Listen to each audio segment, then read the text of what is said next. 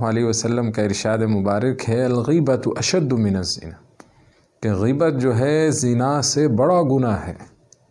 لیکن ہمارے معاشرے میں زنا کو تو گناہ سمجھا جاتا ہے، لیکن غیبت کو گناہ سمجھنا بھی ختم ہو گیا۔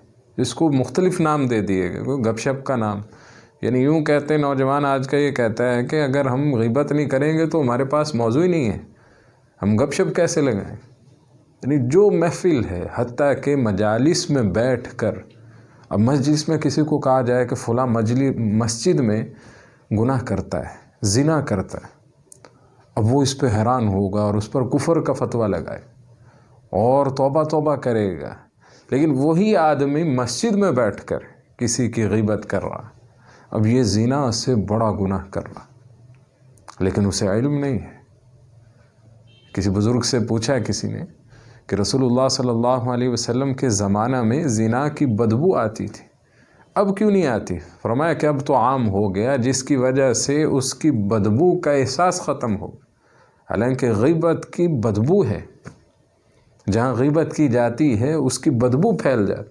ایک صحابی کے بارے میں آتا ہے، آپ علیہ الصلوۃ والسلام نے فرمایا جو غیبت کرتا ہے وہ اپنے بھائی کا، اپنے مردار بھائی کا گوشت کھانے والا ہے۔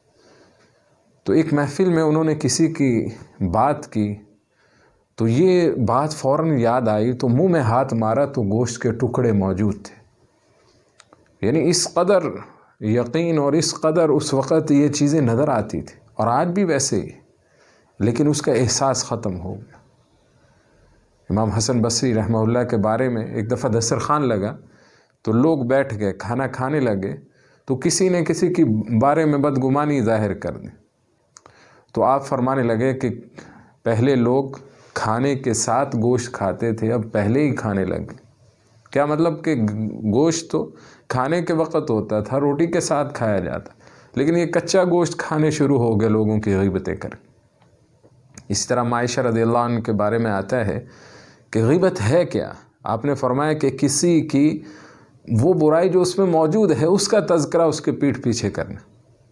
ایک دفعہ ایک عورت آئی تو اماں جان رضی اللہ عنہا نے، ان کے بارے میں چھوٹے قد کی تھی، آپ نے فرمایا کہ یہ ٹھنگنی ہے، چھوٹے قد کی ہے۔ آپ علیہ الصلوۃ والسلام اس پر ناراض ہوئے، فرمایا ایسا مت کہو، کہ یہ اس کی غیبت ہے، کہ وہ عیب جو کسی میں موجود ہے اس کے پیٹھ پیچھے کہنا یہ غیبت کہلاتا ہے۔ اور اسی طرح اب یہ کہہ دیا جائے کہ کسی کے میں کوئی عیب ہی نہیں، اس کا تذکرہ کرنا، یہ تو بہتان ہے، غیبت سے بھی بڑا گناہ۔